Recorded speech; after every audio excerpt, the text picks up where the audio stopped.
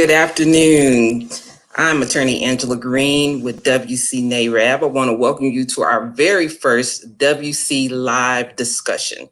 Now, listen, I don't know about you all, but I closed more tax sale properties in 2020 than I did for all the years prior to that I've been practicing real estate law. And I've also had several investors come to me asking me questions about tax sale properties. So today's discussion is going to be tax sale properties.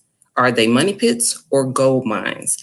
Listen, go ahead, click the like button, share the broadcast, let everybody that you know that's in real estate that we're talking tax sale properties, and the discussion is about to start right now.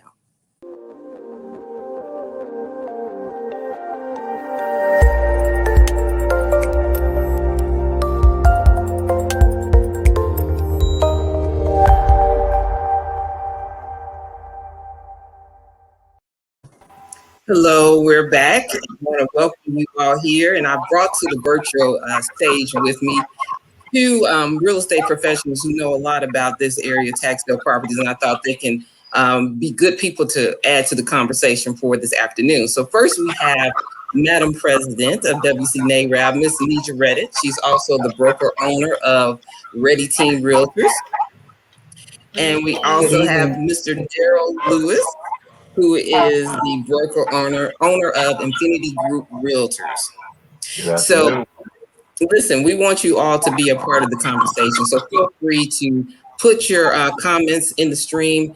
We'll definitely bring you in because this is not here to be a lecture. This is here to be a conversation about what's going on with tax sale properties here in Shelby County.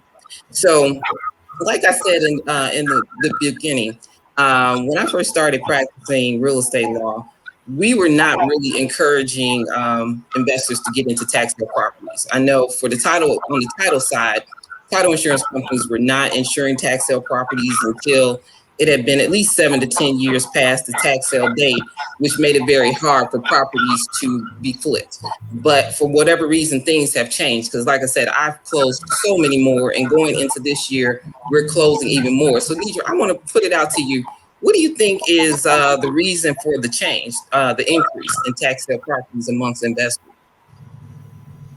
Well, just right off the top of what I can understand about this market, we have what they call a very high demand and a very low supply. We have so few properties to meet the needs of our residents in this area, not to mention everybody who's coming over here from Wyoming and out. Exactly. I think that kind of speaks to what you were saying there earlier, as far as we have a lot of people migrating from California, New York, and other Las Vegas, other various areas, either migrating to live or just to invest. Would you not? Right.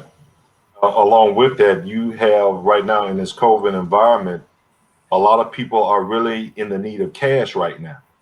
Mm-hmm. So they're willing to let their property go for pennies on a dollar from the wholesale side, not just the tax sale side. So when you have properties that can be redeveloped that you can buy for pennies on a dollar, it turns out to be a very good deal. The unfortunate thing about it is not many people understand what they're buying when they buy a tax sale property. Mm-hmm. Well, yeah, let's just kind of lean into that right there. Tax sale properties are essentially properties that are sold by the county or the city for back taxes. That's just for those who may not understand. And a lot of times, for the title side, there are issues associated because you have to give proper notification in order to sell that property. It's a legal matter. And then on top of that, many times that owner has a period of time in which they have to redeem the property to get it back.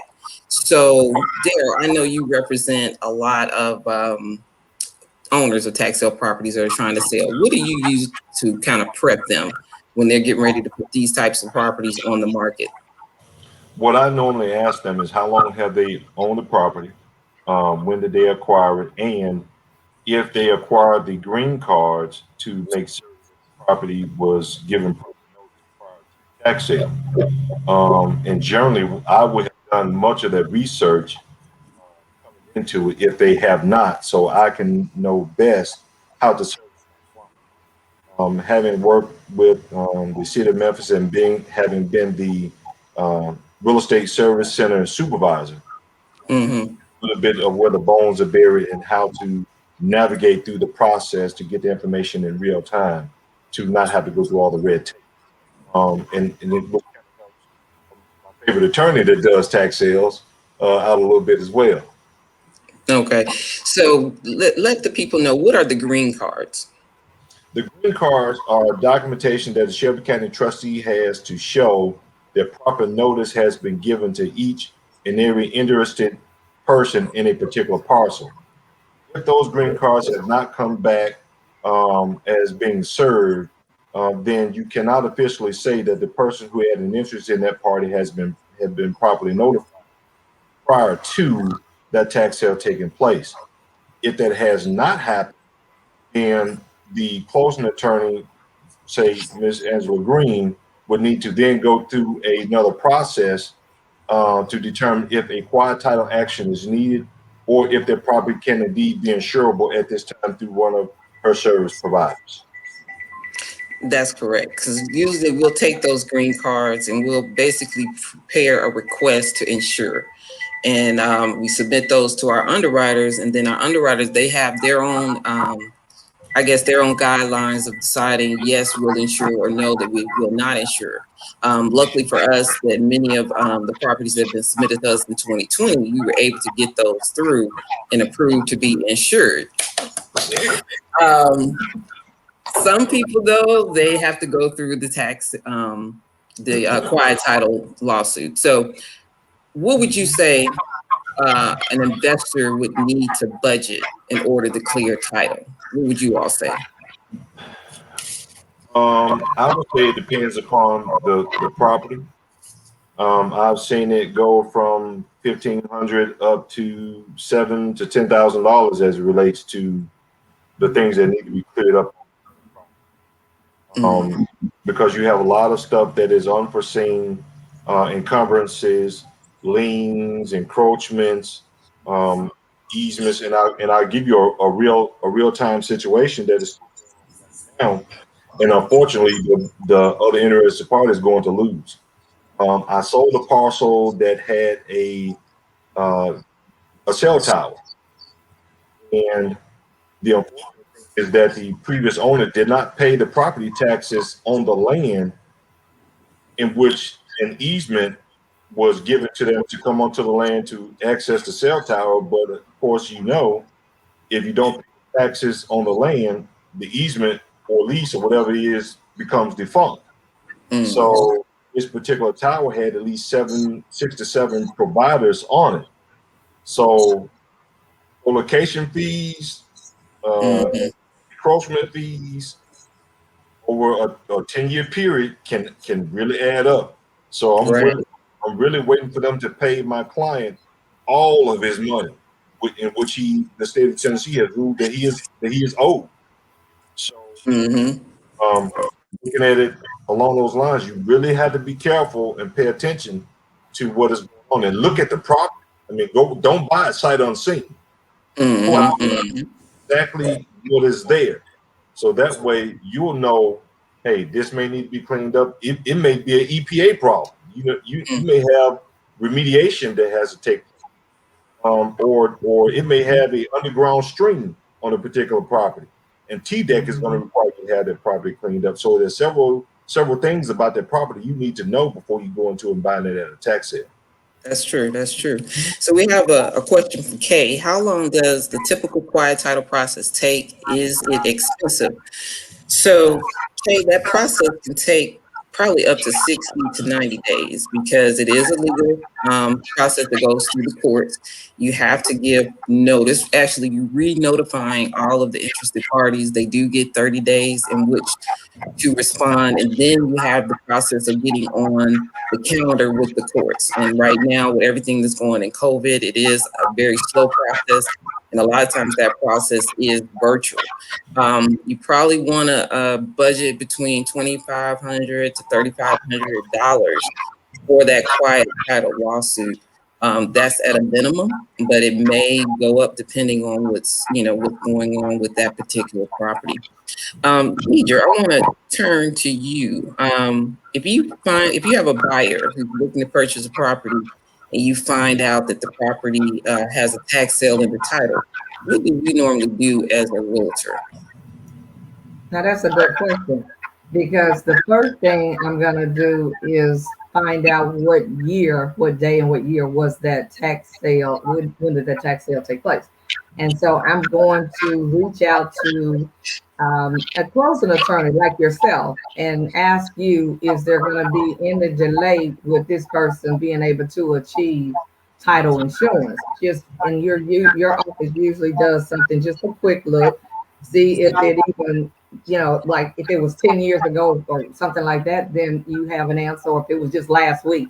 And so I usually get the attorney at that stage. I tell my client, you need to be ready to pay the attorney for their time up front to see if this is something that you can get a title insurance for.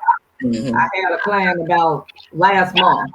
She ended up buying another property, but she really wanted to buy this property that was 30,000, and we couldn't get title insurance. And she just was very upset, and she kept saying, "I don't understand." So I had to break it down to her and say, "I want you to understand this one thing: if you can't get title insurance, the only thing that's at risk is your $30,000." She said, "Huh?" And I said, "Yeah, that's what that meant." Because she kept saying she didn't understand what the lawyer said and what, we were saying, what the purpose of the title insurance is for. And she just didn't understand. And so I just got to, let's do it like this. That's the most you'll ever lose. Right. So if you're okay with losing 30,000, then you're good. You might not, but yeah. So and I think that's what people need to understand. You can purchase the property now. I mean, it's no problem with purchasing the property. The thing is the title insurance, which if you have to get a loan for that property, then you have to be able to get that title insurance. And if you can't get that title insurance, then that's where your problem is going to come into place. Now, listen, we just had another one of our guests pop into the virtual green stage, backstage. This is Mr. Wesley Arije. He is an investor here in Shelby County. And when I met him, he had several properties that he had gotten through tax sale. And I wanted him to come in and kind of share his story. Here we are. Hello, Mr. Wesley. How you doing? I am blessed of the Lord. How are you?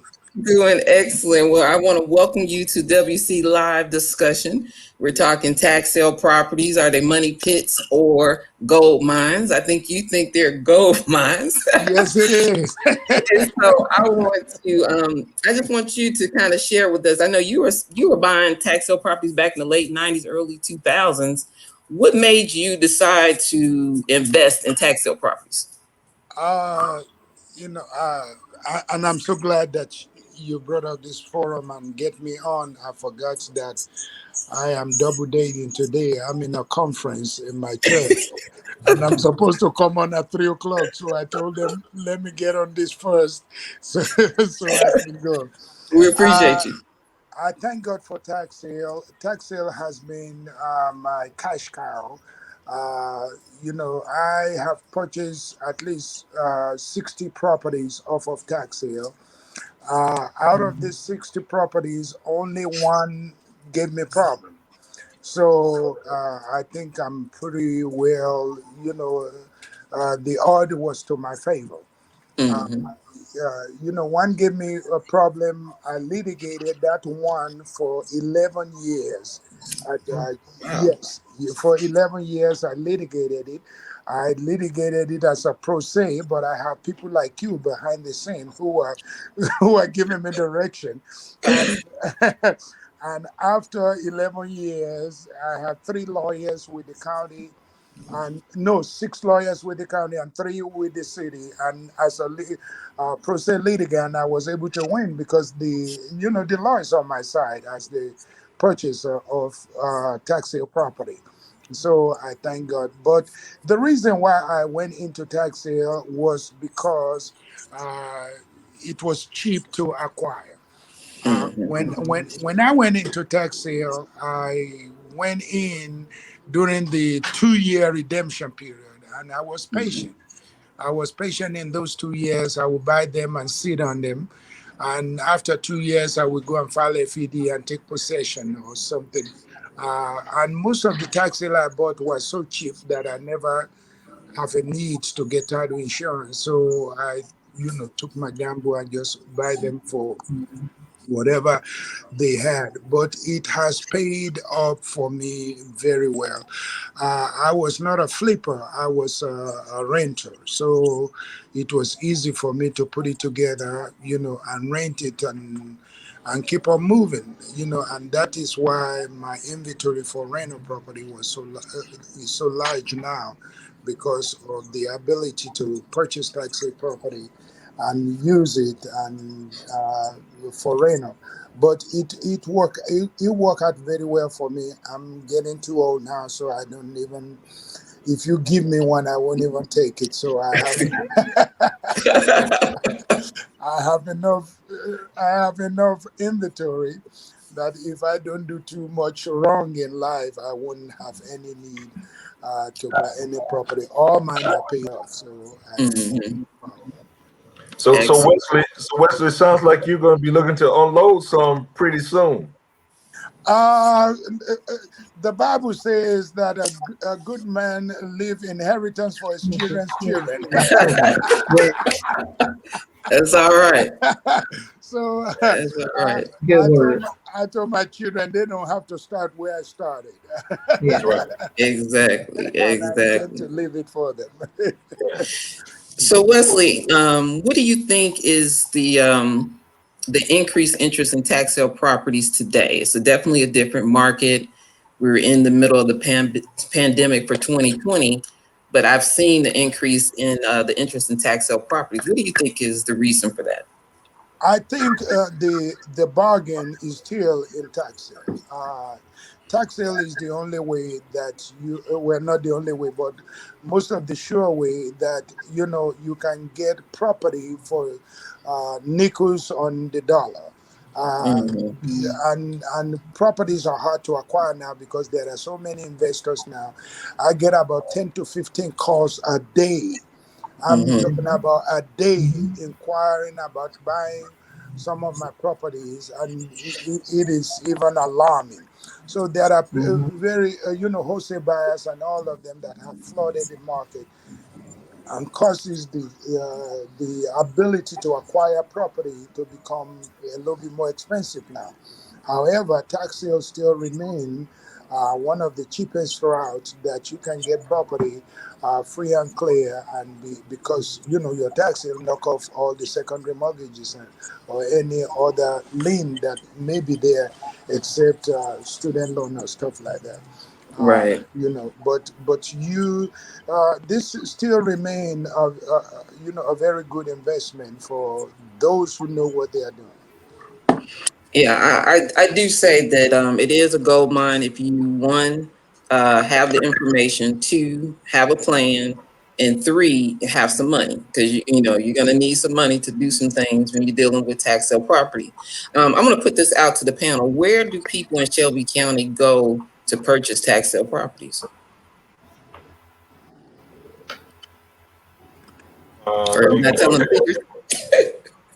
Yeah, so two places.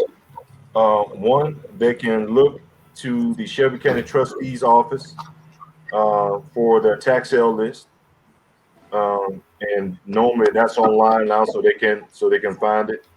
The second thing are the properties that have gone through redemption. They can go to the Shelby County Land Bank. So those two places that they can find tax sale property. But be warned. But be warned. Know what you're looking at when you go look at it. Right. Neither office is going to tell you what is going on with their property, other than what the back taxes are or what they want for the property after the redemption period is over. So be warned and know what it is that you're looking at when you go looking at property and figuring that, oh, this is a good buy. And on the surface, on the surface, it may be. Be warned that, or was it saying caveat emptor? Buyer beware. Know what it is when you're going to buy that property and be ready, because if you see it as a good idea, there are probably 20 or 30 other investors know that it's a good idea as well.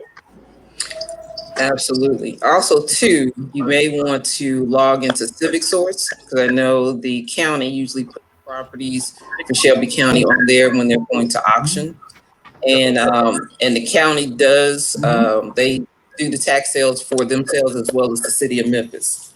So we have a question for Myra. How long is the redemption period for tax sale properties in Shelby County?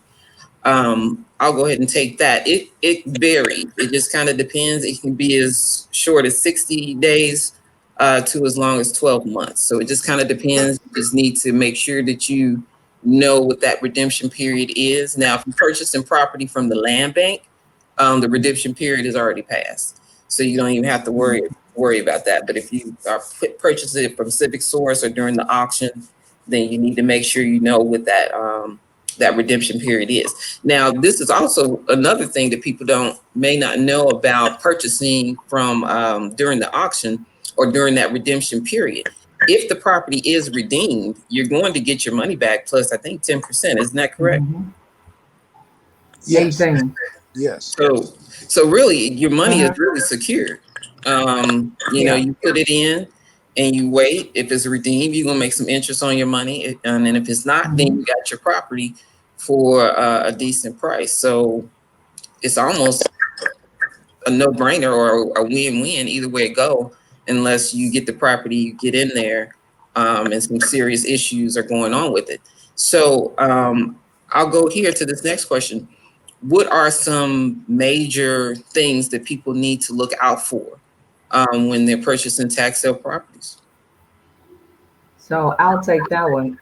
First of all, many times the property could be occupied and there's no opportunity to inspect the property.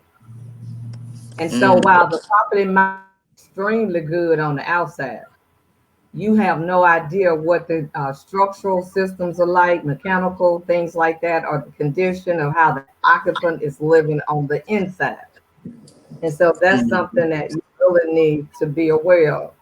Now, if it's vacant, you can probably peek through the window, maybe if it hadn't been boarded up. But that's just one of the things you need to. I tell clients when they call me and they say, well, somebody looked like they're living there, but it says it's on the tax sale. Well, somebody does live there. If there are cars in the driveway, yeah, someone lives there. And no, you can't. You're taking a very serious chance with your life in Memphis, peeping in somebody's window about a tax sale property. Okay, so that's what I would tell them first. So find out if it's occupied, if someone is living there, or if it's vacant. Okay. Yes. If you don't know the condition, it's just a chance you take. But right, it's worth the investment. What about you, Wesley? Have there been any specific situations that you've come across? Oh yes, yes. I've come across almost everything. Okay. I have purchased a property in a cove, and the address almost mirror each other. And I bought the wrong property. I thought I was buying the one on the end of the cove, but I bought the wrong one. I did that twice, and both times I was blessed. One time, the one I thought I was not buying was better looking than the one I bought, so that was a good situation. But the other one that I bought, I thought I was buying a property, and I end up with a land, and the land was next to a church, and so the church bought the land for me. But because the land has no address on it. When I went to look at the property, the one next to it on the other side of the cove, I thought that was the address. So you have to be very specific. In those days, we don't have GPS when I was doing mine. So now GPS will accurately even locate you. We were using this map that we buy and flip the page and follow it to it. So you have to be very careful about that. That's one. Number two, is that you have to be very careful with the attorneys, with the city and the county. Because the attorney, one of my litigation that took a long time was that the attorneys in the county do not want litigation. They don't want, to fight the person who wants to redeem it. This person wants to redeem the property after the redemption period has passed. And the attorneys on the county just throw in the towel that yes, it is our fault. We didn't do our due diligence. In when we send a mail to the person, the mail came back, cannot be found or something like that, and they didn't do their due diligence. So they should let it be redeemed. And when that happened, then the court will say, well, the county or the city said they didn't do their due diligence. So even if the redemption period has expired, that you have to let them redeem it. Well, I was blessed to have somebody on the inside of the county as an employee of the county that showed me where the mail, a copy of the mail that was returned, and all that stuff. So I was able to beat the attorneys on that side that, yes, you did your due diligence. This person did not respond in time. And because of that, redemption has to be denied. So though, that took me a long time and it took me some inside work to be able, to do that. But the most critical thing is for you to make sure the dates are right and you didn't jump the gun, because I missed one big purchase of a daycare center that I bought for only $1,100 in Frazier, but I went about 2 days too early. And when that happened, they were able to come and redeem it from me. So you have to be very careful and be patient. I know redemption and all that stuff are different now, but during my time, those are the things that I have experienced, other than not being able to know the condition of the property. But, I'm a contractor. So if I just drive by 10 miles within your street, I think I know what you look like inside. And, no physical damage is scary to me, because professionally I'm a structural engineer, so I know how to handle those. Excellent. So Kay has another question for us. Does the county take over properties that are delinquent on taxes that have a mortgage? The answer is yes. Actually, the tax sale process will wipe out that mortgage and any other liens that are on the property. If a property is purchased from the tax sale that had a previous unpaid mortgage, is the person who bought the property at tax sale responsible for the unpaid mortgage? Possibly. Normally, lenders don't go after if it's wiped out. They don't go after them. Normally, they don't. But they could if they wanted to. But just normal practices, they do not. You wanted to add something, Wesley? Yeah, well, I think you are at a better advantage to answer that than me, because I've never experienced that. But again, your answer is correct. They can. It's going to be a long litigation, and I'm not scared of long litigation. It's going to be a long litigation, because there are other issues there that if there's an existing lien, the tax sale office supposed to inform the lien, because I was holding a mortgage on a property that went into tax year. And when they informed me, that gave me the right as the mortgage holder to go and redeem the property, and I did. So depending on what happened behind the stage, whether the lien holder or the mortgage company was properly notified, otherwise, it may be yes or it may be no. Okay, I wanted to reread that again to make sure. They said, I was thinking they were talking in terms of the person who took out the mortgage. They can go after them, but they normally don't. But as far as the person who purchased the property in the tax sale, they're not responsible for the mortgage.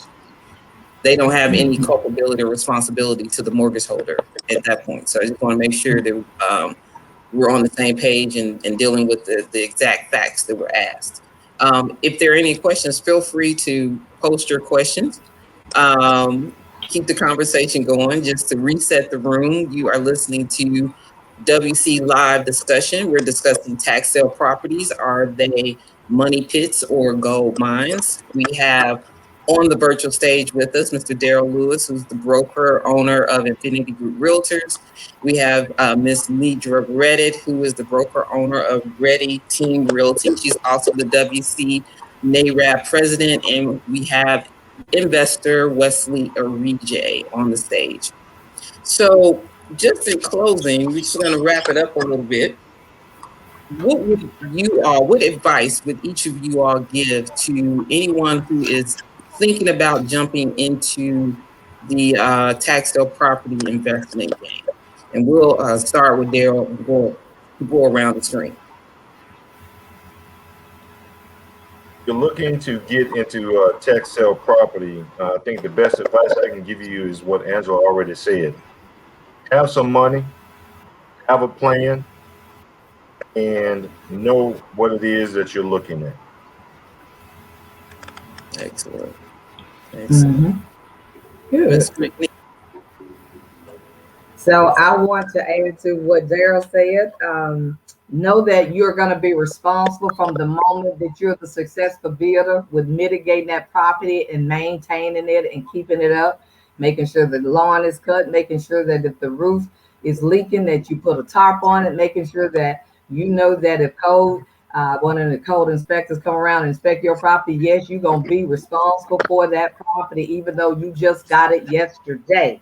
You will be responsible for mitigating any until which time is actually yours and you can get past the statutory redemptive period.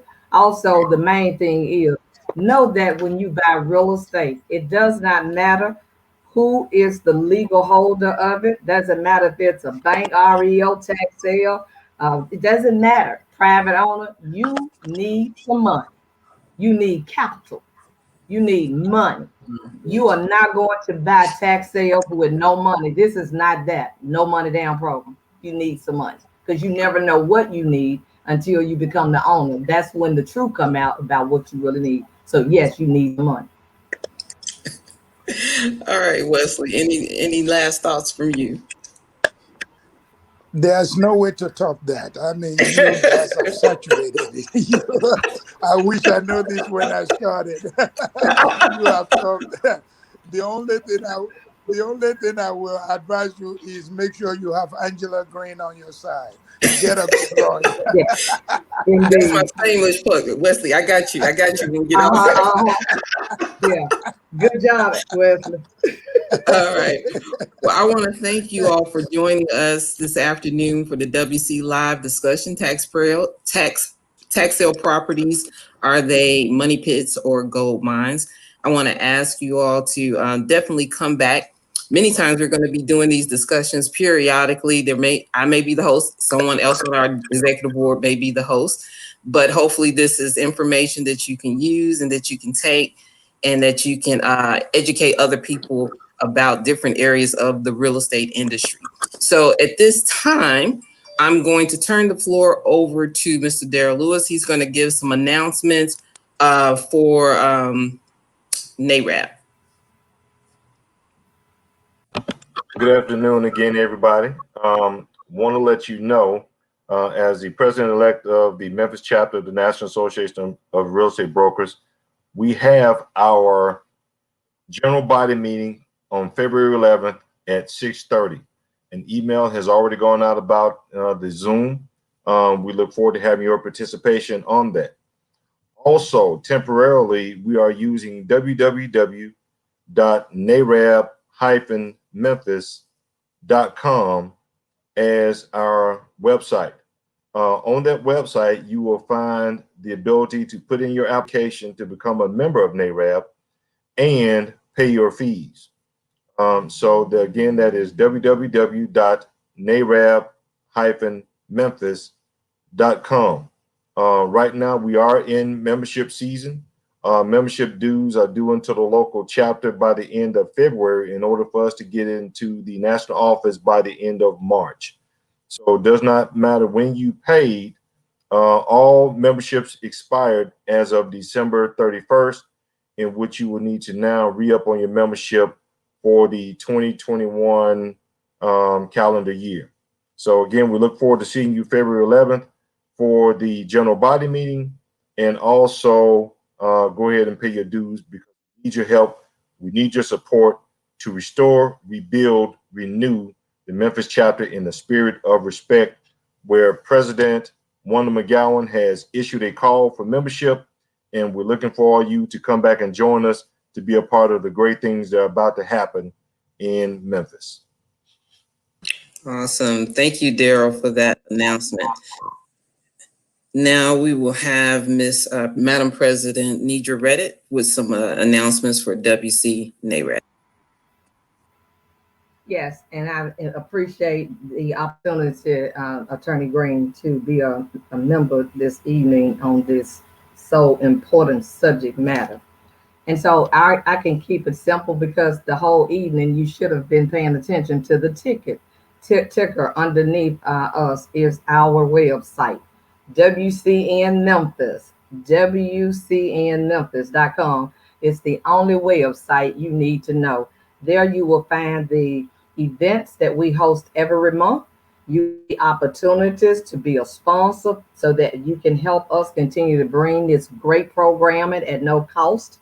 Also, you can become a member by joining, and you can pay right there easily on our site. And so we have everything on our website, WCNMemphis.com. We hope to see you all on the next event. I am Nidra Reddit, president of our local chapter, and I must throw in this pitiful plug. Memphis chapter was the #1 chapter in 2020 among all 15 other chapters across the United States. So let's keep this party going. Thank you. Thank you, Madam President. And then also, just as a reminder for our current members of WC NAREB, remember that it will be time for you to submit your WC thank yous to us if you have been referred business by a member anytime during the month of January and you have closed that business and booked that money. We ask that you report the total gross amount of that income to WC NAREB Executive Board so that we can continue to gather that data to show the true ROI of your membership in WC NAREB. And again, you can send that WC thank you information to WCNAREB@gmail.com. So again, I want to thank you for joining us for WC Live discussion. Again, I'm Attorney Angela Green, and you all enjoy the rest of your weekend.